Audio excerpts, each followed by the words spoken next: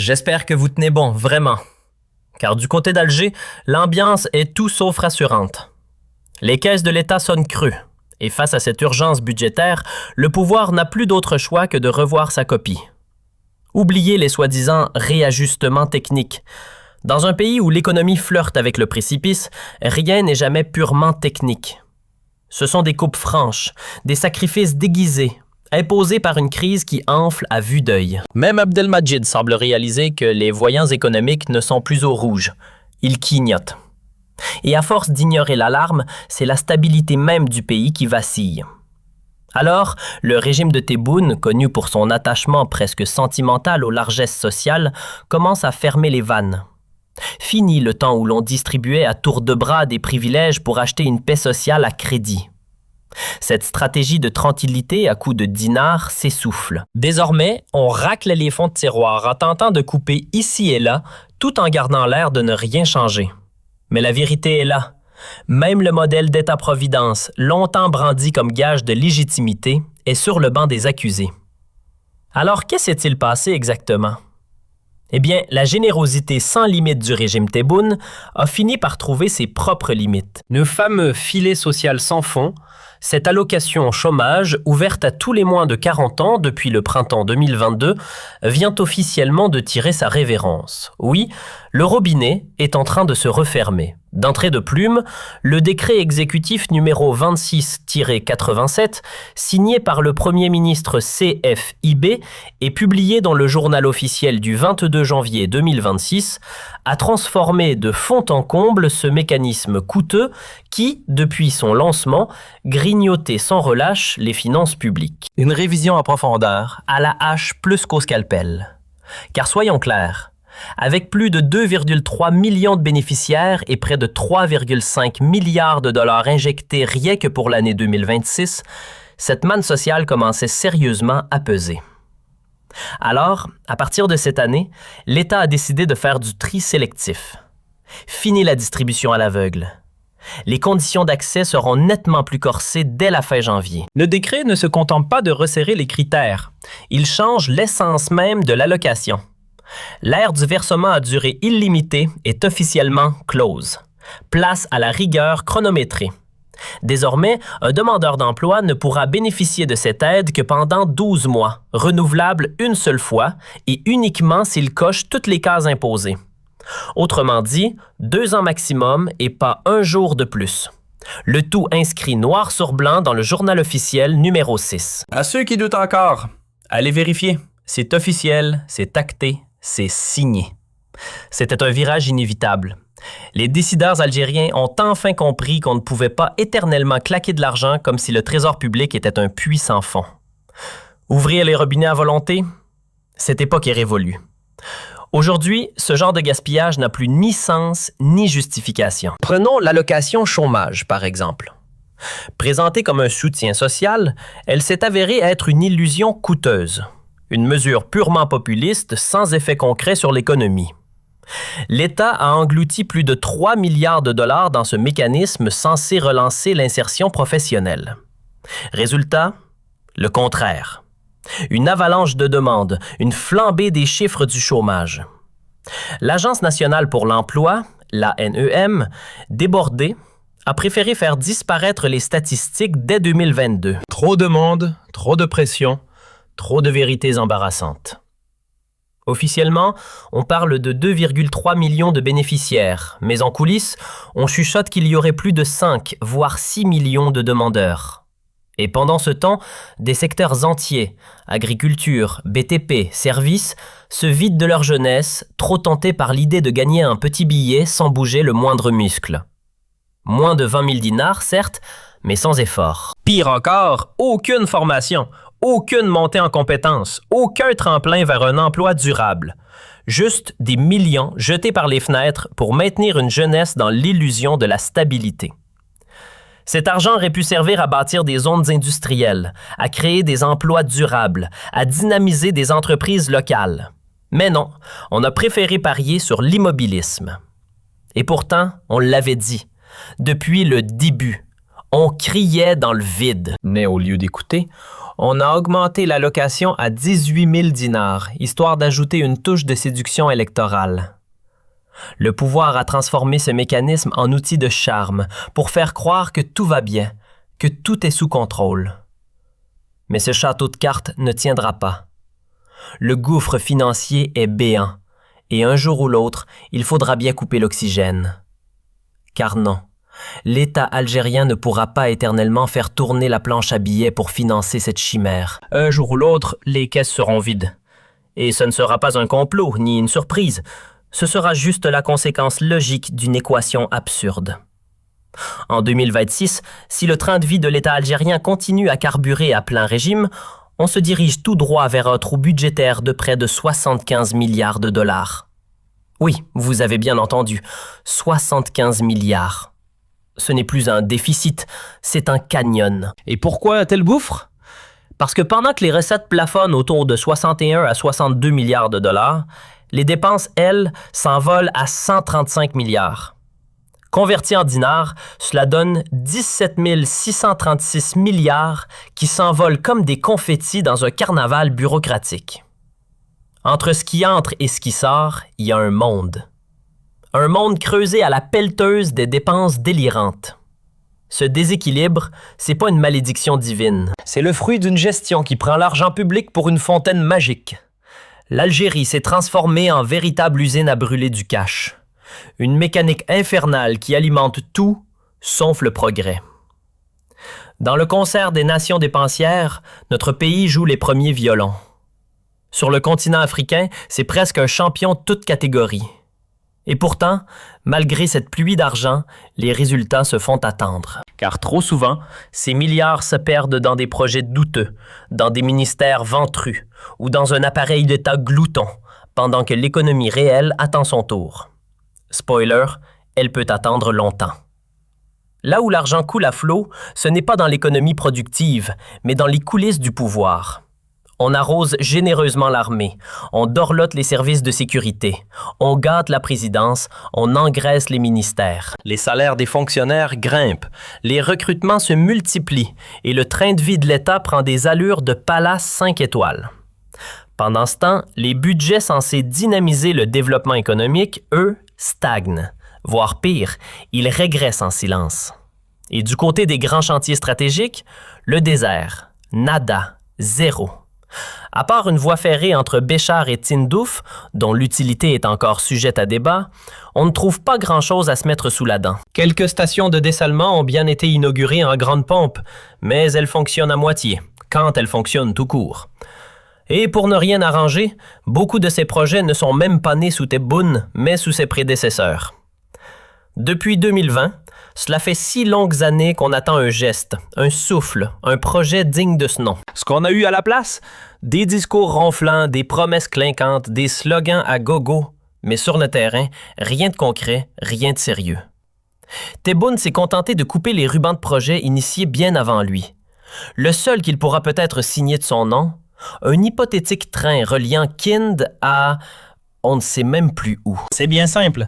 Ce fameux projet ferroviaire, c'est le seul que l'on puisse inscrire au compteur du mandat actuel. Et il a coûté la bagatelle de près de 7 milliards de dollars. Oui, 7 milliards pour poser des rails dans le vide. Car en matière de rentabilité, on frôle le néant absolu. On en a déjà parlé et on en reparlera encore. Le projet Rajbet, ce n'est pas un investissement.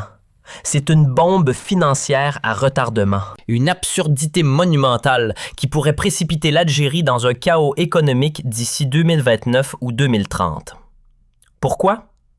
Parce qu'on a décidé de poser un train flambant neuf entre Béchar et Tindouf, au beau milieu d'une étendue désertique où vivent à peine 500 000 âmes, tout ça pour extraire du fer. Pendant ce temps-là, dans le Nord, où des millions de citoyens s'entassent dans des villes oubliées, on attend toujours le moindre train moderne, ou juste un transport digne de ce siècle. Ce pays semble s'être spécialisé dans l'art de prendre les pires décisions, et surtout de les répéter. Mais dans ce chaos de mauvaise gestion, un petit rayon de lucidité semble percer. Le pouvoir a fini par toucher du doigt une évidence. Il était temps de tourner la page de l'allocation chômage illimité. Un petit déclic peut-être. Ce sursaut, il a été poussé entre autres par un rapport explosif. Non, pas de la Cour suprême, mais bien de la Cour des comptes. Petit lapsus. Ce document, publié en 2025, démontait pièce par pièce l'utilité réelle de cette allocation. Résultat, le président de la Cour a été limogé sans cérémonie quelques semaines après. On en avait parlé dès janvier. C'est le prix à payer quand on ose dire tout haut ce que beaucoup pensent tout bas. Et les chiffres parlent d'eux-mêmes. Sur 1,8 million de chômeurs indemnisés, à peine 59 500 ont réussi à décrocher un emploi. Un gouffre budgétaire pour un rendement quasi invisible. En 2024, l'État a signé un chèque de 3,3 milliards de dollars pour... quoi exactement? Pour permettre à 59 005 personnes de décrocher un job. Et les 1,7 million restants? Toujours au chômage. Toujours sous perfusion budgétaire.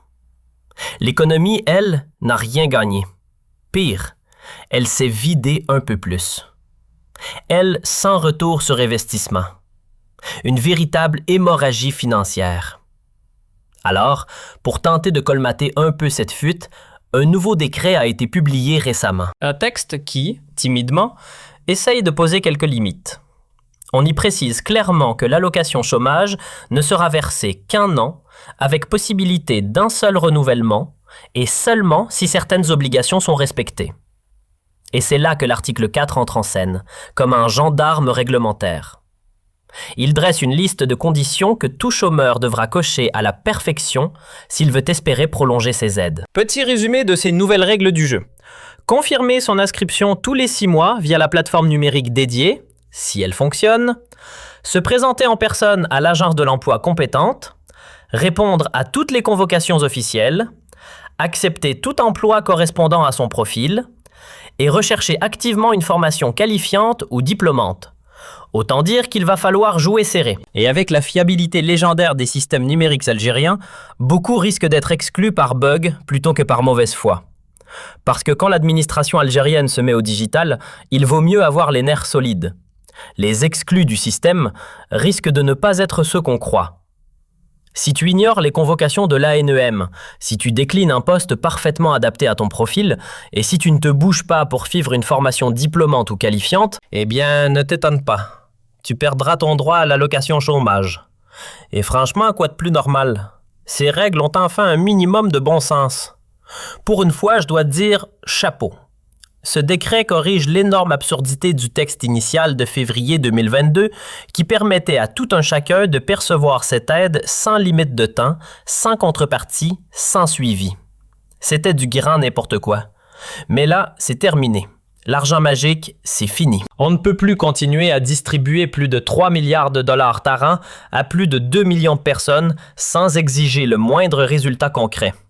Car oui, une allocation, ce n'est pas un cadeau, c'est un investissement public. Et comme tout investissement, il doit rapporter quelque chose. Sinon, c'est juste une fuite de capitaux. Et cela m'amène à une évidence que certains refusent encore d'entendre. Un État, ça se pilote comme une entreprise. Certes, ce n'en est pas une, mais il doit être géré avec rigueur, avec des objectifs et des priorités claires. Bien sûr, on ne parle pas ici de rendre rentable un hôpital ou une école publique. Ce sont des services fondamentaux, pas des machines à profit. Mais quand il s'agit de dépenses économiques, là, on parle retour sur investissement. Car l'État aussi a un budget, des recettes, des dettes. Et s'il claque tout sans réfléchir, il va déséquilibrer l'économie entière. Et les conséquences? Un désastre annoncé. Inflation galopante, monnaie dévaluée et pouvoir d'achat en chute libre. Qui trinque? Les citoyens. Encore. Cette allocation chômage qu'on avait imaginée comme un tremplin s'est en réalité transformée en un cercle vicieux. Au lieu de faire reculer le chômage, elle l'a nourri, renforcé, multiplié. Oui, à ce point-là. Il semblerait que le régime Tebboune soit en train d'ouvrir un œil. Tardivement, certes, mais mieux vaut ça que jamais. Et à ce rythme, d'ici l'année prochaine, il n'aura probablement plus d'autre choix que d'enterrer définitivement cette allocation chômage. On ne peut tout simplement plus continuer sur cette voie. Soyons honnêtes. Depuis le départ, cette aide financière n'était rien d'autre qu'un outil politique pour acheter la jeunesse algérienne à coups de dinars. Mais ce que certains ont encore du mal à intégrer, c'est que les jeunes ne s'achètent pas comme des marchandises. Ils s'engagent, ils se motivent quand on leur offre un avenir. Et pour les mobiliser, il faut des opportunités réelles, pas des subventions creuses. Il faut des emplois, des carrières, des projets solides sur le sol algérien. Ce n'est pas avec un chèque mensuel qu'on gagne le respect ou la confiance d'une génération. Ce qu'il faut, c'est une vision économique claire, un plan structuré, du développement concret. Et pourtant, l'Algérie a tout pour réussir. Un territoire immense, le plus vaste d'Afrique. Des paysages à couper le souffle, des ressources naturelles à foison. Ce qu'il manque? Une stratégie intelligente, réaliste, tournée vers l'avenir. Pas une politique qui nourrit le chômage, mais une politique qui le démantèle à la racine. Parce qu'en réalité, cette allocation a fini par enfermer les chômeurs dans la passivité, en les maintenant dans une dépendance malsaine vis-à-vis de l'État. Alors que notre jeunesse ne demande qu'une chose, qu'on investisse dans leur potentiel, dans leur capacité à créer, à innover, à bâtir. Au lieu d'arroser une mesure sans lendemain, on aurait pu renforcer des dispositifs bien plus efficaces, comme l'ANSEJ à l'époque de B. Relancer les micro-entreprises, soutenir la création locale, investir à travers les entreprises publiques ou créer de vraies zones industrielles. Les pistes sont là, à portée de main. Et si on y ajoute une politique fiscale attractive, on pourrait même attirer les investisseurs étrangers, à condition qu'ils s'engagent à embaucher massivement les jeunes Algériens. Bref, les leviers pour relancer l'économie ne manquent pas. Ce qui manque, c'est la volonté politique de les activer. Parce que cette allocation chômage, qu'on se le dise une bonne fois, elle est coûteuse, inefficace, populiste et stérile. Et le pire, même le rapport de la Cour des comptes l'avait démontré noir sur blanc, avant d'être discrètement mis sous le tapis. Il est temps d'ouvrir les yeux. Et si ce sursaut de conscience n'est pas suivi d'actes courageux, alors on continuera à gaspiller de l'argent et du temps, deux ressources que l'Algérie ne peut plus se permettre de perdre.